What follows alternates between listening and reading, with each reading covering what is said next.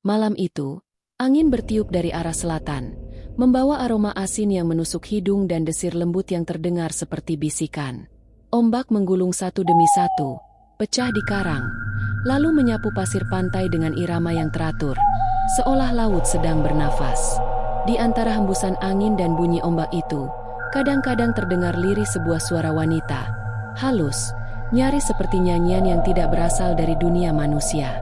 Siapapun yang mendengarkan, jangan berpaling. Siapapun yang memanggil, bersiaplah kehilangan. Begitulah kata orang-orang tua di desa pesisir selatan. Mereka tidak berani mengulang suara itu, tidak pula berani menirunya. Sebab konon, siapapun yang menirukan suara dari laut pada malam tertentu, suaranya akan diambil, diseret oleh gelombang, lalu lenyap bersama nama mereka di dasar samudra. Laut selatan bukan sekadar bentangan air dan pasir. Ia adalah dunia yang hidup, bernafas, menyimpan rahasia yang tak pernah tidur. Di sana, angin tak sekadar bertiup, ia berbisik. Ombak tak sekadar pecah, ia berbicara. Dan di dasar laut yang gelap dan sepi itu, konon bersemayam sosok yang agung sekaligus mengerikan. Ratu Kidul, penguasa segala arus, penjaga batas antara manusia dan makhluk halus. Nama itu diucapkan dengan hati-hati, tidak sembarangan, tidak keras-keras. Sebab bagi masyarakat yang tinggal di sepanjang pesisir selatan, dari Parangtritis hingga Pelabuhan Ratu, menyebut nama Nyai Roro Kidul sama saja dengan memanggil perhatiannya. Dan jika beliau berkenan mendengar, maka akan ada tanda-tanda yang datang. Ombak tiba-tiba meninggi, langit memucat, dan bau melati memenuhi udara. Namun sedikit yang tahu bahwa di balik mitos yang telah mengakar ratusan tahun itu, tersembunyi kisah getir seorang wanita yang dikhianati darahnya sendiri. Seorang putri yang diusir karena kecantikannya, yang dikutuk bukan oleh takdir, melainkan oleh iri hati manusia. Putri itu bernama Kandita, putri kerajaan Pajajaran, perempuan dengan mata sejernih embun pagi, dan hati sekuat batu karang yang menghantam gelombang. Di istana megah tempat kelahirannya, ia hidup dikelilingi keanggunan dan kesombongan manusia. Namun dalam sekejap, dunia itu runtuh, digantikan oleh bisikan jahat dan kutukan yang menempel di tubuhnya seperti luka yang tak pernah sembuh. Ia berjalan meninggalkan istana, sendirian, menapaki jalan panjang penuh air mata, menuju laut yang memanggil-manggil namanya sejak malam pertama ia terlahir. Orang-orang percaya, sejak malam itu, laut selatan berubah. Airnya menjadi hijau zamrud di bawah cahaya bulan, dan setiap ombak yang pecah seakan membawa napas dan amarah seorang wanita yang telah menjadi legenda. Dan sejak itulah, siapapun yang berani menatap laut di tengah malam akan melihat sesuatu di kejauhan. Sosok bergaun hijau, berdiri di atas buih ombak, rambut panjangnya terurai di terpa angin. Kadang ia tersenyum, kadang menangis, kadang wajahnya begitu cantik memukau, kadang menyeramkan tak terlukiskan. Tapi satu hal pasti, di mata sosok itu, tersimpan kesedihan yang tak pernah padam dan kekuatan yang lahir dari pengkhianatan manusia. Laut selatan adalah saksi, ombak adalah jiwanya, dan Nyai Roro Kidul adalah takdirnya. Di tengah rimba hijau yang menjulang di tanah Pasundan, berdirilah sebuah kerajaan megah bernama Pajajaran, pusat kemakmuran, tempat para Brahmana, ksatria, dan bangsawan bernaung di bawah panji kebesaran Prabu Siliwangi. Istana itu dibangun dari batu andesit hitam yang berkilau saat matahari menyentuhnya, dengan atap rumbia emas dan taman-taman yang berisi bunga dari berbagai penjuru tanah Jawa. Setiap pagi, lonceng istana berdentang, menandakan waktu sembah bakti kepada Sang Hyang Tunggal. Udara dipenuhi aroma dupa dan melati, burung-burung bersahutan, dan kehidupan kerajaan berjalan damai, seolah tak ada kesedihan yang berani menyentuh dinding megahnya. Namun di balik keindahan itu, tersimpan rahasia gelap yang kelak menurunkan murka laut selatan. Suatu malam purnama, diiringi gemuruh guntur dan hujan yang turun tiba-tiba, lahirlah seorang bayi perempuan dari rahim permaisuri utama Prabu Siliwangi. Bayi itu menangis lembut, tapi suaranya menggema hingga ke halaman istana, membuat para pelayan yang berjaga menundukkan kepala, karena entah mengapa, suara tangis itu membawa getaran aneh, seakan mengandung kekuatan yang belum terjelaskan. Prabu Siliwangi menatap anaknya dengan mata berbinar. "Namamu Kandita," katanya lembut. Karena engkau lahir dari cahaya, penawar segala gelap. Dan benar adanya, Putri Kandita tumbuh menjadi gadis yang luar biasa. Kulitnya seputih bunga sedap malam, matanya jernih seperti telaga, rambutnya hitam berkilau hingga ke pinggang. Namun bukan parasnya yang memikat siapapun yang melihat, melainkan ketenangan dan kasih yang terpancar dari sikapnya. Ia tak pernah berbicara kasar, tak pernah menolak perintah, dan selalu memperlakukan pelayan istana seperti saudara. Di pasar, rakyat memuja namanya. Putri Kandita itu berwajah rembulan, kata mereka. Dia akan membawa berkah bagi Pajajaran. Namun sebagaimana rembulan yang bersinar terang, selalu ada bayangan yang mengintai dari balik cahayanya. Di bagian timur istana, tinggal seorang permaisuri lain, Dewi Mutiara, selir yang tak kalah cantik namun berhati busuk. Ia juga memiliki seorang anak lelaki yang diharapkan menjadi pewaris tahta. Setiap kali ia mendengar rakyat memuji Putri Kandita, wajahnya menegang, matanya berkilat penuh amarah yang disembunyikan di balik senyum palsu. Jika putri itu terus bersinar, desisnya pada malam hari, anakku tak akan pernah naik tahta. Sejak saat itu, Dewi Mutiara menanam benih kebencian di hatinya. Ia memanggil seorang dukun tua dari Gunung Kumbang, yang dikenal dengan ilmu hitamnya. Mereka bertemu di ruang bawah tanah istana, di antara bau tanah basah dan suara tikus yang berlarian. Buatlah wajahnya busuk, kulitnya rusak, agar sang raja jijik melihatnya, bisik Dewi Mutiara, menyerahkan kendi berisi air hitam. Dukun itu mengangguk, menaburkan abu dari rambut ular, membaca mantra dalam bahasa yang tak dimengerti manusia biasa. Dari kendi itu muncul asap tipis berwarna hijau, melingkar seperti kabut yang hidup. Ketika embun pertama menyentuh kulitnya, kata sang dukun, kutukan ini akan mulai bekerja. Dan benar, keesokan harinya, saat Putri Kandita bangun dari tidur, ia melihat bercak aneh di lengannya, kecil, seperti luka terbakar. Namun ketika ia mencoba mencucinya, bercak itu tak hilang. Semakin hari, bercak itu menyebar ke seluruh tubuhnya. Rasa sakit mulai muncul, lalu berubah menjadi gatal yang tak tertahankan. Kandita menangis diam-diam. Ia tak ingin membuat ayahnya cemas. Tapi pelayan-pelayan yang membantunya merawat luka mulai ketakutan. Ini bukan penyakit manusia, kata salah satunya, gemetar. Ini kutukan. Berita itu akhirnya sampai ke telinga Prabu Siliwangi. Sang raja segera memanggil tabib dan brahmana terbaik. Ramuan dibuat, doa-doa dibacakan, sesaji dipersembahkan. Namun tak ada satupun yang berhasil. Luka-luka di tubuh Kandita malah semakin parah. Kulitnya mulai bersisik seperti ikan, dan rambutnya rontok satu persatu. Dewi Mutiara berpura-pura bersedih di hadapan raja. Paduka, katanya, menunduk pura-pura sopan. Mungkin ini tanda murka para dewa. Mungkin putri itu menanggung dosa leluhur. Prabu Siliwangi murung, tak tahu harus berbuat apa. Ia mencintai anaknya, tapi tekanan dari para penasihat dan rakyat semakin kuat. Mereka berbisik, sial bagi kerajaan jika putri terkutuk tetap tinggal.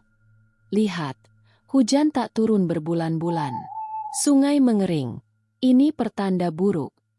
Suatu malam, di ruang pertemuan rahasia, para brahmana memohon keputusan.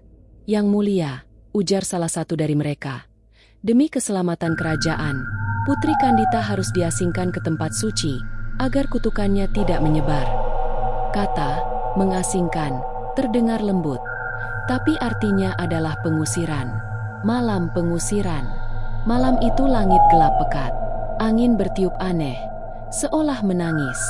Prabu Siliwangi berdiri di tangga istana dengan mata yang memerah. Di hadapannya, Putri Kandita bersujud, tubuhnya lemah. Luka di kulitnya berkilau kehijauan di bawah sinar obor. Anakku, suara sang raja bergetar. Ampunilah ayahmu. Ini bukan karena benci, tapi karena aku tak sanggup melawan takdir. Kandita tersenyum lirih, meski air mata mengalir di pipinya. Bila ini takdirku, ayahanda, izinkan hamba menerimanya dengan lapang hati. Tapi jangan tangisi kepergianku. Sebab hamba akan tetap menjadi anakmu, meski di ujung dunia sekalipun. Dengan mengenakan selendang lusuh dan membawa kendi air suci, Putri Kandita berjalan keluar dari istana. Tak ada yang berani mendekat. Hanya suara langkah kakinya yang bergema di antara tembok batu, disertai tangisan angin malam. Dari menara tertinggi, Dewi Mutiara memandangi kepergian Kandita dengan senyum tipis. Namun di langit, kilat menyambar tanpa hujan. Burung gagak terbang rendah di atas atap istana. Dan dalam bisikan angin yang dingin, terdengar suara samar. Air yang kau kotorkan akan menjadi lautan. Darah yang kau tumpahkan akan menjadi gelombang. Dan tangisan yang kau tertawakan akan menjadi badai yang menenggelamkan namamu. Dewi Mutiara menoleh, ketakutan. Tapi tak ada siapapun di sana. Hanya bayangan Putri Kandita yang perlahan lenyap di ujung jalan, menuju hutan lebat yang menuntunnya ke nasib yang akan mengguncang dunia manusia. Langit malam di Pajajaran malam itu tampak muram.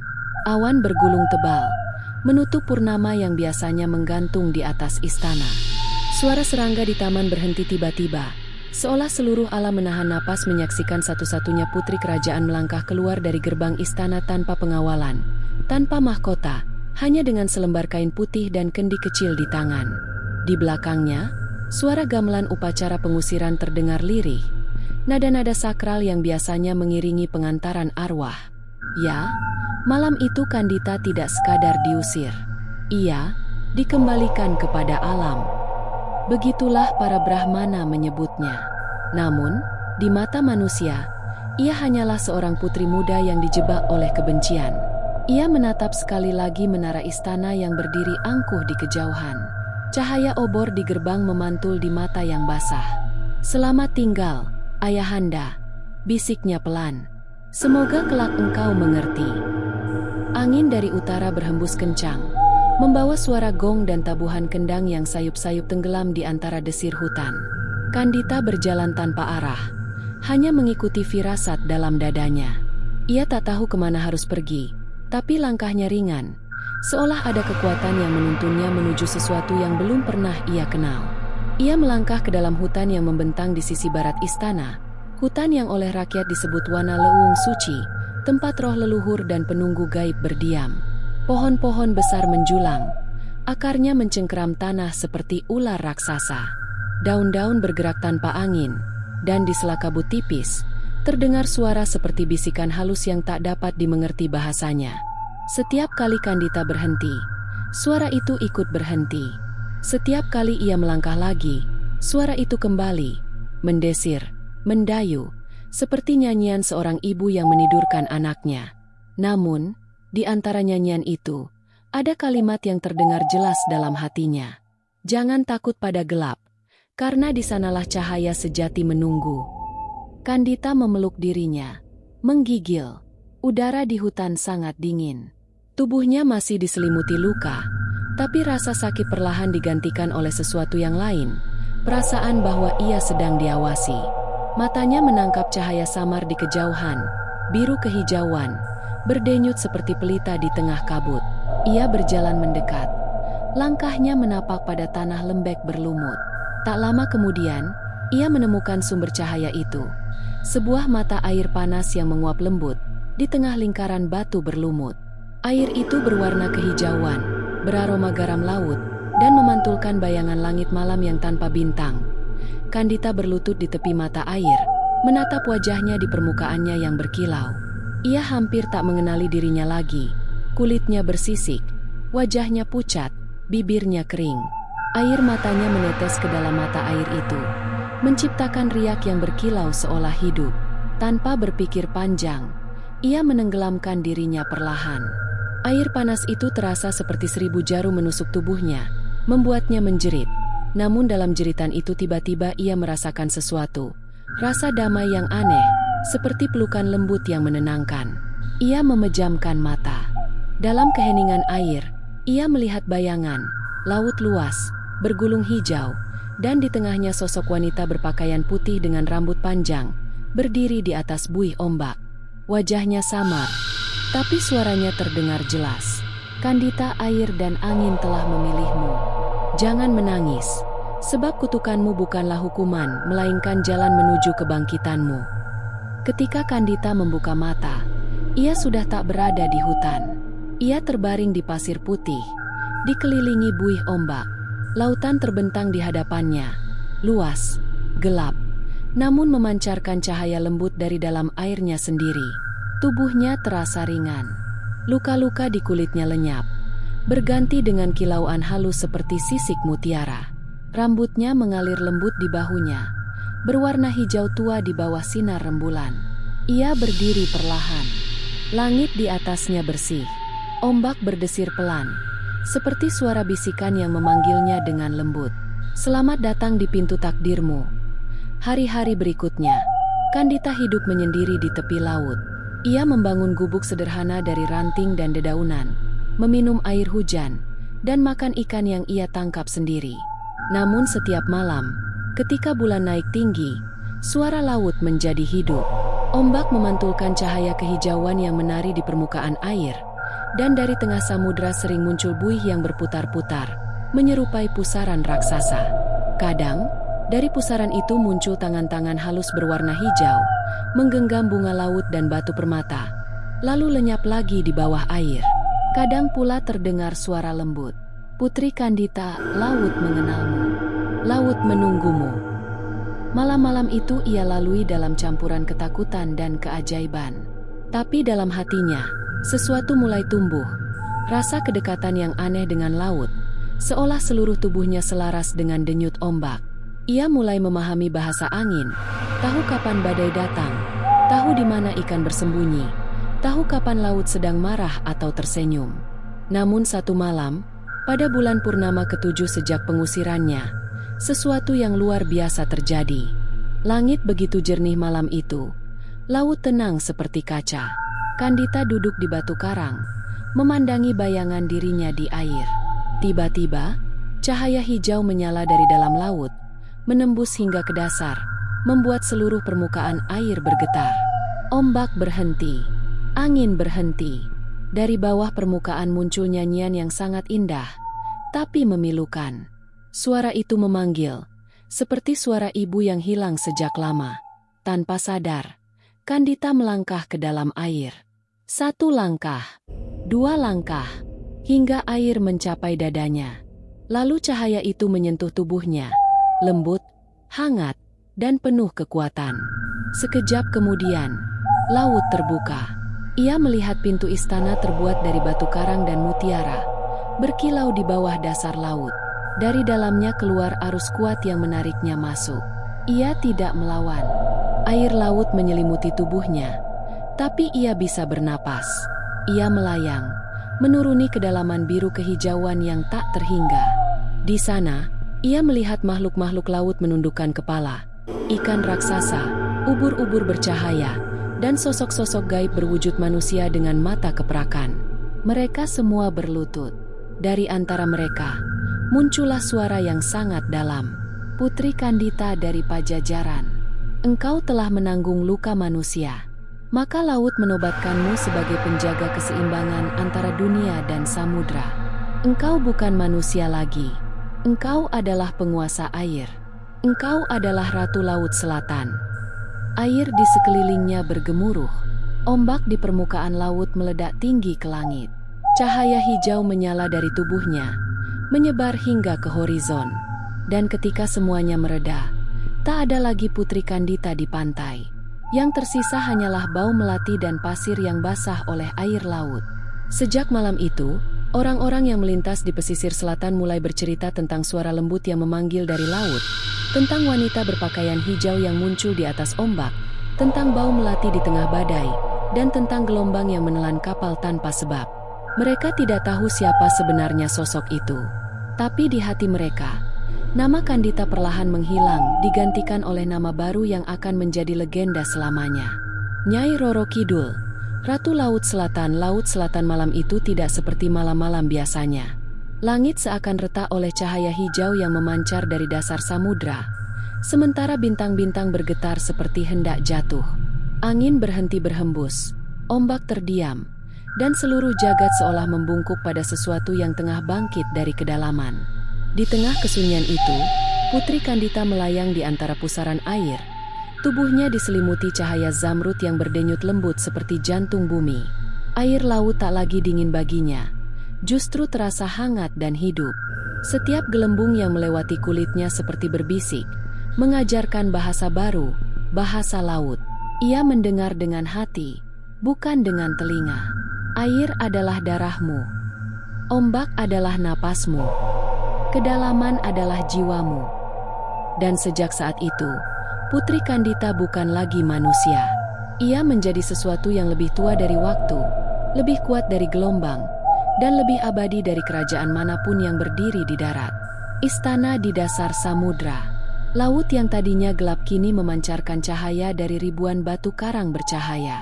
Di bawah sana terbentang kerajaan laut, tak terlukiskan oleh lidah manusia.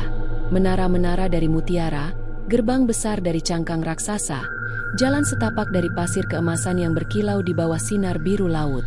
Makhluk-makhluk laut yang sebelumnya hanya dongeng kini berdiri menyambutnya. Ada manusia ikan bermata keperakan, putri duyung berambut panjang, dan prajurit laut berkulit biru, membawa tombak dari tulang paus. Mereka semua berlutut, menundukkan kepala pada Kandita. Di ujung istana berdiri tahta besar terbuat dari karang giok. Di atasnya berhiaskan rumput laut yang melambai perlahan, seperti tirai hidup. Dari belakang tahta itu muncul sosok perempuan berwajah agung, berpakaian putih kehijauan. Rambutnya berkilau bagai alga di bawah sinar bulan. Ia bukan manusia, bukan pula dewa. Dialah penjaga laut tua, Sang Hyang Nyilara Kidul, roh laut yang telah ada jauh sebelum manusia mengenal daratan. Ia mendekat, matanya tajam tapi penuh kasih. Anak manusia dari Pajajaran. Suaranya bergema, bercampur dengan bunyi ombak. Engkau telah menanggung derita yang bukan milikmu.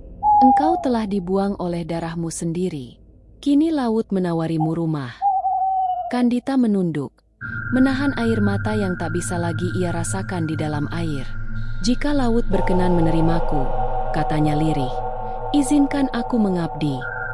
Sang Hyang Nyilara Kidul tersenyum. Bukan mengabdi, engkau akan memerintah. Karena tak ada yang lebih layak menjadi ratu laut selain dia yang disakiti daratan.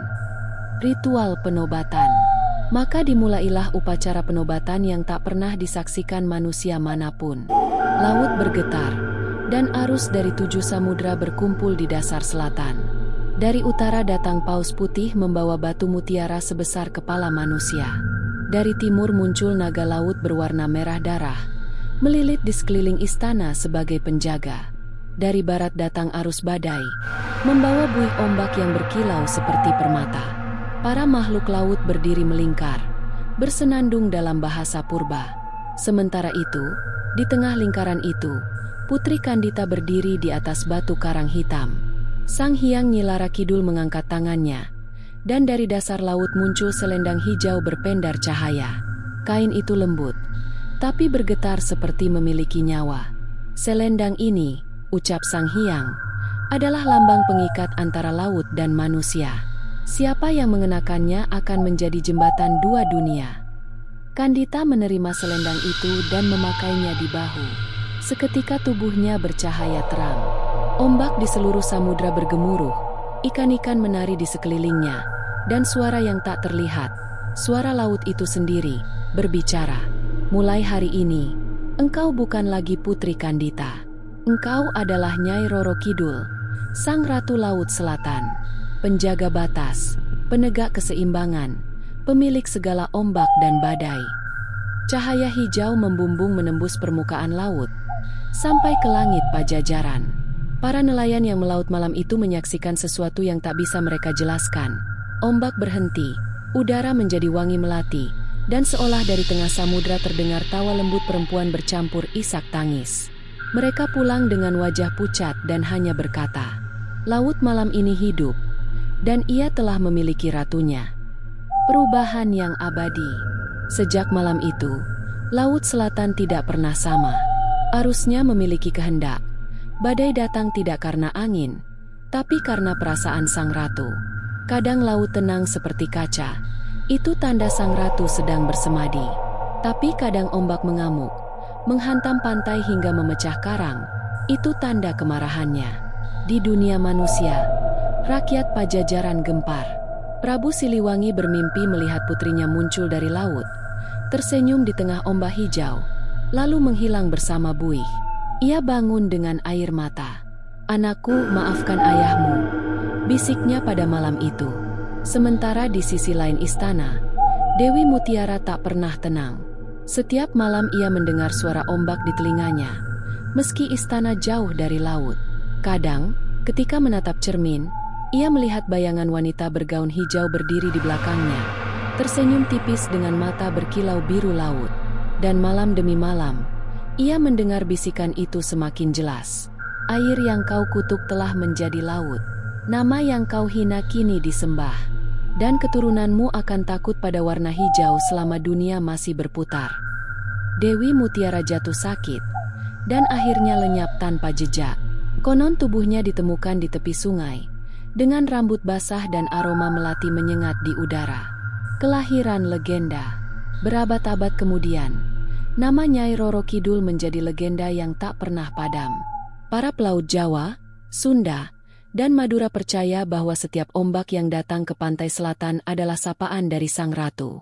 Bagi mereka yang hidup di pesisir, laut bukan sekadar tempat mencari ikan, melainkan wilayah suci yang dijaga oleh sosok gaib yang bisa memberi berkah atau membawa petaka. Sesajen bunga 7 rupa, dupa, dan kain hijau disiapkan setiap bulan purnama. Anak-anak kecil dilarang memakai warna hijau saat bermain di pantai.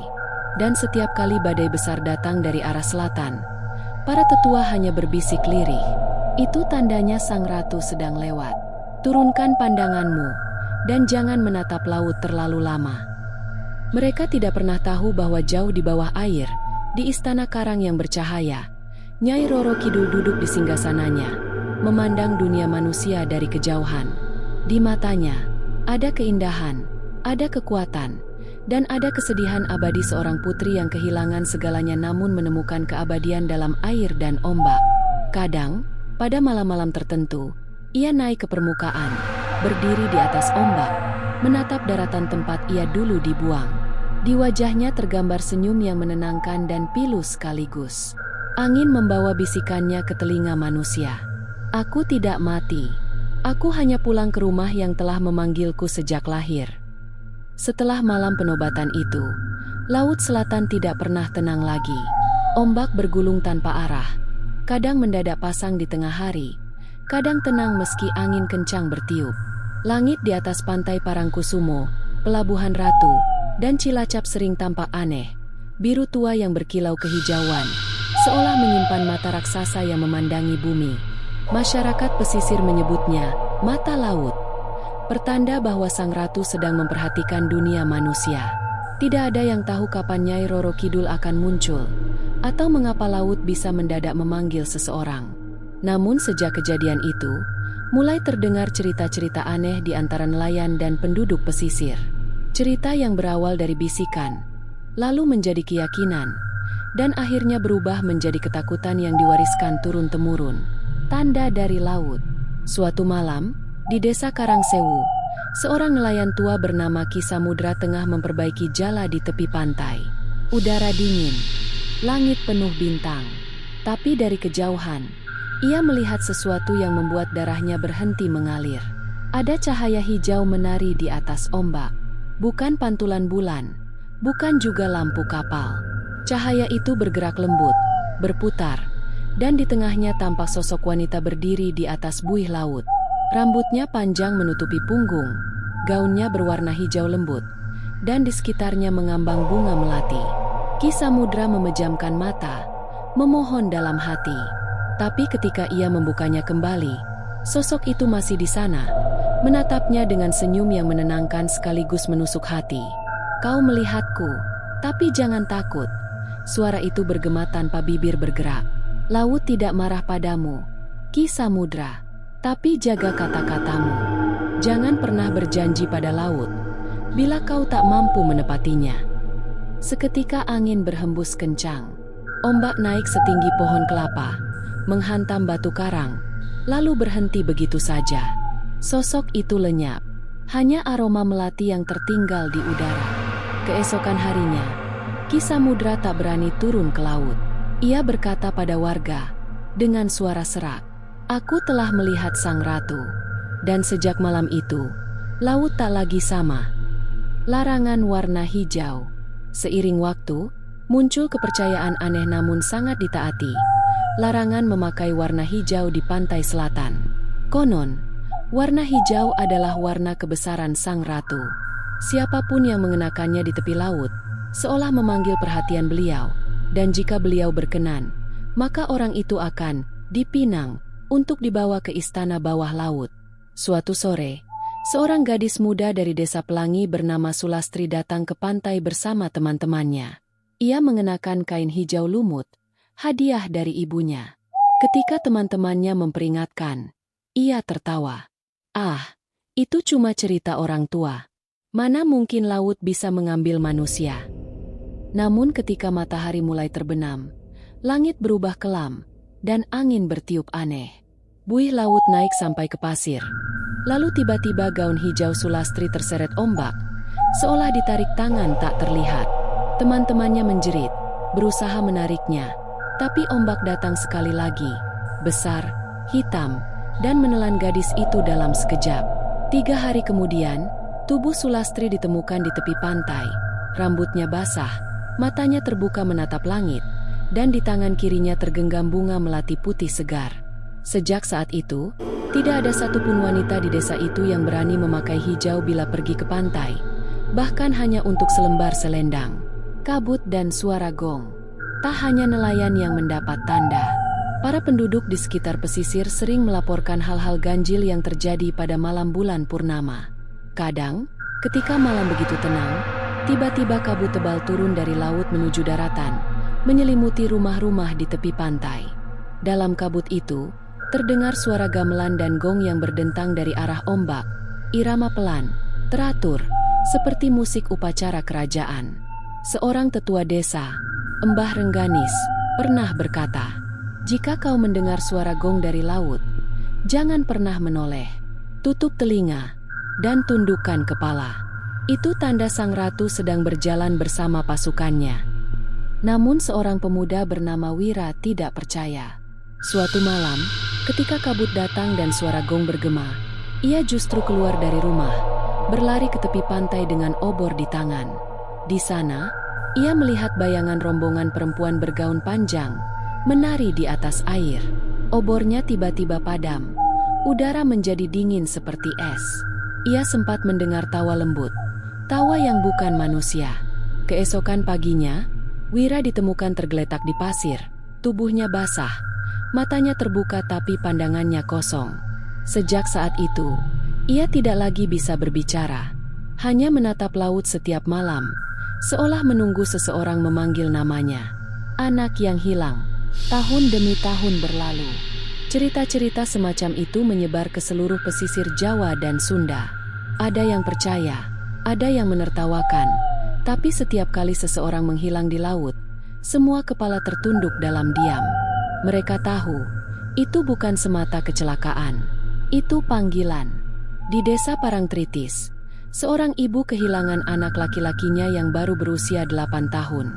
Anak itu, kata orang, suka berjalan sendirian ke pantai membawa perahu kecil dari daun kelapa. Suatu sore, anak itu tak pulang, hanya perahu kecilnya yang ditemukan mengapung di antara buih laut. Seminggu kemudian, sang ibu bermimpi. Dalam mimpi itu, anaknya datang dengan wajah cerah, mengenakan pakaian putih, dan di belakangnya berdiri sosok perempuan bergaun hijau, tersenyum lembut. "Ibu, jangan menangis," kata sang anak. "Aku sekarang tinggal bersama ibu laut. Ia baik, sangat baik." Sang ibu terbangun sambil menangis. Sejak malam itu, ia menaruh sesaji setiap bulan di pantai, bunga melati, kemenyan, dan segelas air putih. Ia tidak meminta anaknya kembali, hanya agar laut tak mengambil yang lain. Ketakutan yang menjadi keyakinan. Dari masa ke masa, kisah itu tumbuh menjadi kepercayaan yang tak tergoyahkan. Para tetua mengajarkan pada generasi muda, jangan berbicara sombong di tepi laut, jangan meludah ke ombak, jangan memanggil nama seseorang keras-keras di malam hari di pesisir. Karena laut, kata mereka, punya telinga, dan Nyai Roro Kidul bisa mendengar segalanya. Malam itu, angin dari selatan berembus dengan arah yang ganjil. Langit tak sepenuhnya gelap, tapi juga tak bercahaya. Ombak datang silih berganti, namun setiap gulungannya terdengar seperti bisikan panjang, lirih, mendayu, namun penuh duka. Desa Parangendok, yang biasanya ramai dengan suara nelayan menambal jala, malam itu sunyi. Hanya lampu minyak berkelip di beranda rumah-rumah kayu. Di tengah sunyi itu, seorang lelaki tua bernama Ki Surono, penjaga pantai yang dikenal taat, berjalan pelan menyusuri bibir laut. Di tangannya ia membawa lentera kecil dan segenggam bunga melati yang baru dipetik. Setiap tanggal 15 malam bulan purnama, ia melakukan hal yang sama, memberi sesaji untuk Sang Ratu Laut Selatan. Ini janji lama, katanya selalu. Janji dari kakekku, yang dulu diselamatkan dari badai besar oleh seseorang bergaun hijau di tengah laut. Tanda dari langit dan laut. Tapi malam itu berbeda. Saat Ki Surono menaruh bunga melati di atas batu karang, angin berhenti. Laut tiba-tiba datar seperti cermin. Bahkan suara jangkrik pun menghilang. Lalu, dari arah cakrawala, muncul cahaya kehijauan yang perlahan bergerak mendekat, seolah merayap di atas ombak. Semakin dekat, cahaya itu berubah menjadi bentuk yang nyata. Seorang perempuan bergaun hijau zamrud, rambutnya terurai panjang sampai menutupi permukaan laut. Di sekelilingnya mengambang bunga-bunga melati putih, menebar aroma yang menembus dada, membawa tenang sekaligus ngeri. Ki Surono berlutut, dadanya bergetar. Ia tahu siapa yang berdiri di hadapannya. Ampun, Gusti Ratu. Suaranya serak. Hamba datang membawa persembahan, bukan memohon apa-apa. Sosok itu tersenyum. Senyumnya indah, tapi di balik keindahan itu ada sesuatu yang tak bisa dijelaskan oleh manusia. Kekuatan, kesedihan, dan kesunyian yang tak terukur. Engkau dan keturunanmu telah menepati janji, Ki Surono. Ucap Sang Ratu dengan suara seperti riak air yang bergetar lembut. Namun waktu manusia tak seberapa. Sedang waktuku tak berujung. Laut di sekitarnya bergemuruh pelan. Dari kejauhan terdengar bunyi gamelan samar, suara gong, kenong, dan sinden yang seolah datang dari dasar laut. Udara di sekitar Ki Surono menjadi dingin, seperti di dalam gua batu. Bisikan tentang akhir. Sang Ratu menatap lurus ke arah pantai, ke arah desa yang mulai redup cahayanya.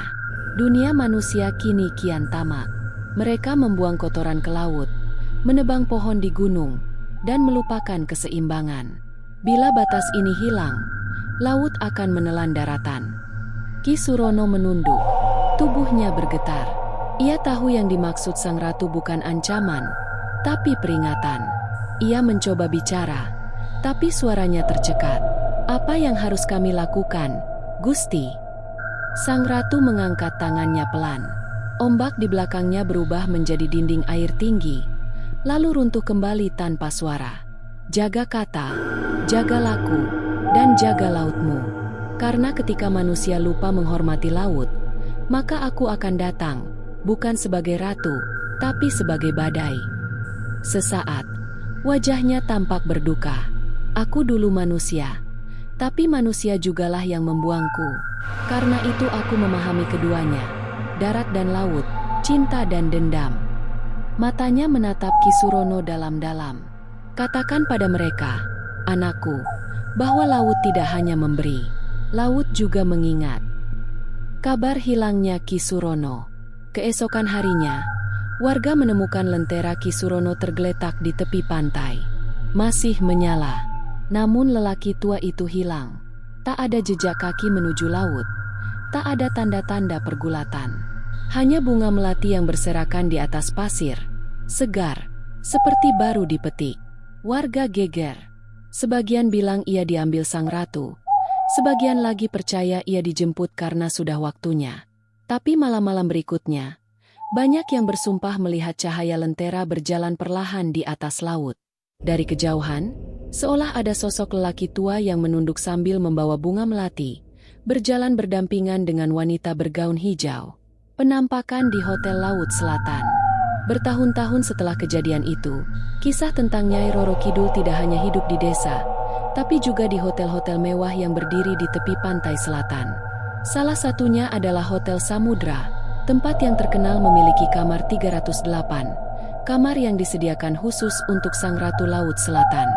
Setiap malam Jumat Kliwon, karyawan hotel menaruh bunga melati, dupa, dan segelas air putih di meja rias.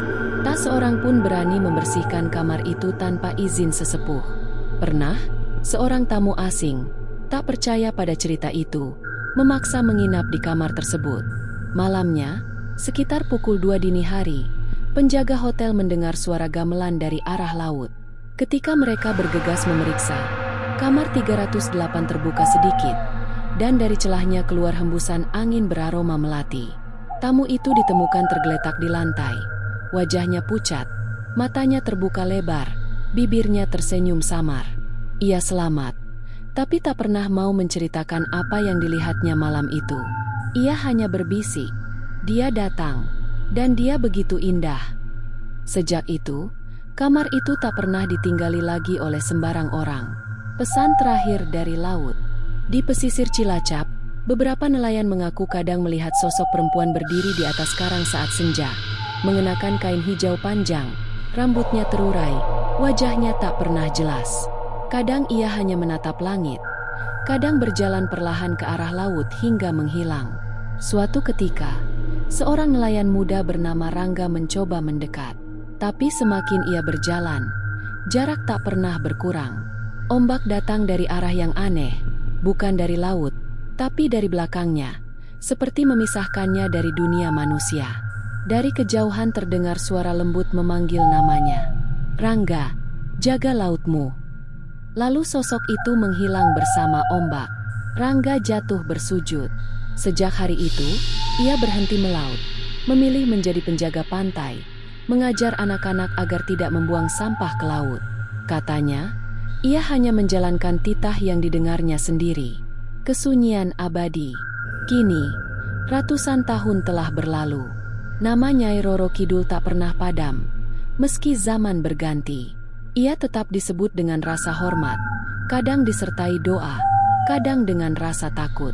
Di setiap pantai selatan, dari Banyuwangi hingga Pangandaran, selalu ada sesaji bunga melati yang dibawa ombak ke darat, tanda bahwa laut masih hidup dan Ratu Laut masih berjaga. Namun bagi mereka yang peka, ada hal yang lebih halus dari sekadar ombak. Kadang, di malam hening, saat bulan bulat menggantung di langit, terdengar suara perempuan menyanyi dari kejauhan. Lagu itu tidak jelas artinya, tapi selalu membuat dada bergetar, antara rindu dan takut. Laut berkilau hijau samar, seolah mengingatkan, aku pernah manusia, dan manusia pun akan kembali padaku. Dan di sanalah batas terakhir antara darat dan laut, antara dunia nyata dan tak kasat mata. Laut selatan bernafas perlahan, seperti raksasa yang tidur, menjaga rahasia terdalamnya. Di jantung samudra yang gelap, di antara karang dan mutiara, Sang Ratu Laut Selatan masih duduk di singgasananya. Mata hijau zamrudnya menatap dunia atas. Ia tidak mencari pengikut. Ia tidak menuntut persembahan.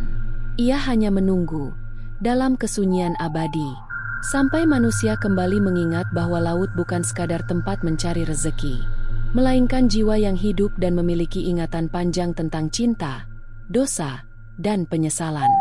Jangan takut pada laut, begitu kata para tetua. Takutlah pada dirimu sendiri, bila kau lupa menghormatinya. Dan sampai hari ini, setiap kali ombak menghantam pantai selatan dan meninggalkan aroma melati di udara, orang-orang tahu, Sang Ratu masih berjaga. Diam, namun selalu ada. Pagi datang perlahan di pantai selatan.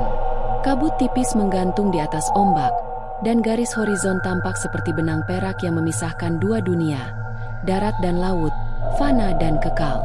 Dari kejauhan, terdengar kicau burung camar, tapi suaranya seolah tenggelam oleh debur ombak yang dalam. Di tepi pasir, seorang bocah kecil berjalan sambil membawa bunga melati di tangannya. Ia tak tahu mengapa setiap tahun ibunya memintanya datang ke laut dan menaruh bunga itu di atas batu karang. Hanya satu pesan yang selalu diulang sang ibu. Lemparkan bungamu ke laut dengan hati tenang. Jangan meminta apa-apa. Cukup ucapkan terima kasih. Anak itu menatap ombak, lalu perlahan melempar bunga ke air. Bunga itu mengambang sebentar, lalu terbawa arus menuju kedalaman. Dan pada detik itu, laut berkilau samar, seolah tersenyum. Bayangan yang tak pernah hilang. Waktu terus berjalan, namun nama Nyai Roro Kidul tak pernah tenggelam. Ia hidup bukan hanya di kisah rakyat, tapi dalam kesadaran yang paling dalam dari setiap orang yang pernah berdiri di tepi laut selatan. Nama itu tidak diucapkan dengan keras, melainkan dengan rasa hormat dan getar yang sulit dijelaskan. Karena mereka tahu, ada sesuatu di sana. Sesuatu yang lebih besar dari gelombang, lebih dalam dari samudra, dan lebih tua dari gunung. Setiap buih yang pecah di pantai adalah bisikan kecil dari zaman purba. Dan setiap ombak yang datang seolah membawa pesan dari dunia lain. Ingatlah, laut tidak pernah lupa. Para nelayan yang sudah renta, ketika ditanya apakah mereka percaya pada legenda Ratu Laut Selatan, hanya tersenyum. Mereka tidak menjawab ya atau tidak. Mereka hanya menatap laut, lalu menunduk. Karena di dalam diam itu tersimpan pemahaman yang tak butuh kata-kata. Jejak di dalam mimpi. Beberapa orang berkata, kadang sang ratu muncul bukan di laut, tapi di dalam mimpi. Mimpi yang begitu nyata, begitu tenang, hingga membuat yang mengalaminya bangun dengan mata basah. Mereka berkata melihat sosok wanita bergaun hijau duduk di atas batu karang. Rambutnya mengalun tertiup angin. Wajahnya tenang namun matanya dalam seperti jurang waktu. Ia tak pernah berbicara panjang. Kadang hanya satu kalimat, kadang hanya senyum. Aku bukan hantu. Aku penjaga. Aku bukan ancaman. Aku peringatan. Aku ada selama manusia masih menatap laut dengan sombong. Dan ketika mereka terbangun, suara laut di luar jendela terdengar lebih berat, seperti menahan sesuatu yang ingin diucapkan tapi tak bisa. Warisan yang tak tertulis. Legenda tentang Nyai Roro Kidul adalah cermin dari jiwa manusia sendiri. Tentang keangkuhan, penyesalan, cinta, dan penghormatan pada alam. Ia bukan sekadar makhluk mistis, melainkan lambang dari keseimbangan yang dilupakan manusia. Dulu, Putri Kandita adalah manusia biasa yang dikhianati oleh darahnya sendiri. Namun dari penderitaan itulah lahir kekuatan abadi, kekuatan yang tidak berasal dari amarah, melainkan dari kesadaran bahwa alam dan manusia tak bisa dipisahkan. Setiap kali laut bergemuruh, setiap kali badai datang, itu bukan semata bencana. Itu adalah cara alam berbicara. Cara sang ratu mengingatkan bahwa dunia tidak diciptakan untuk ditaklukkan, melainkan untuk dihormati. Kisah yang terus hidup, berabad-abad setelah masa Pajajaran lenyap dari peta sejarah. Orang-orang masih datang ke pantai selatan setiap tahun, membawa bunga 7 rupa, dupa, dan doa yang mereka tidak sepenuhnya pahami. Di antara mereka ada yang percaya bahwa sang ratu memberi rezeki kepada nelayan. Ada yang percaya beliau menjaga keseimbangan antara darat dan laut. Ada pula yang hanya datang karena ingin merasakan ketenangan yang aneh. Ketenangan yang muncul dari ketakutan yang indah. Mereka berdiri di tepi laut, menatap ombak besar yang datang. Dan dalam hati kecil mereka, ada bisikan yang tak pernah padam. Apakah ia benar-benar ada? Lalu, saat ombak memukul pantai dan angin membawa aroma melati yang samar, tidak ada lagi yang berani menjawab pertanyaan itu. Karena pada saat itu, mereka tahu, laut sedang mendengarkan. Antara nyata dan tak kasat mata. Beberapa ilmuwan pernah mencoba menjelaskan legenda ini dengan logika. Mereka menyebutnya mitos psikologis, simbol tentang kekuatan alam yang dipersonifikasi. Namun para tetua hanya tersenyum mendengar itu. Biarlah mereka meneliti, kata mereka. Karena pengetahuan takkan bisa menangkap yang hanya bisa dirasakan. Karena laut selatan bukan sekadar air asin yang luas. Ia adalah cermin kesadaran manusia, tempat segala doa, ketakutan, dan rahasia tenggelam menjadi satu. Dan Nyai Roro Kidul adalah personifikasi dari ingatan itu. Penjaga batas agar manusia tidak terlalu jauh melangkah dalam keserakahan dan lupa pada asalnya. Penutup yang tak pernah usai.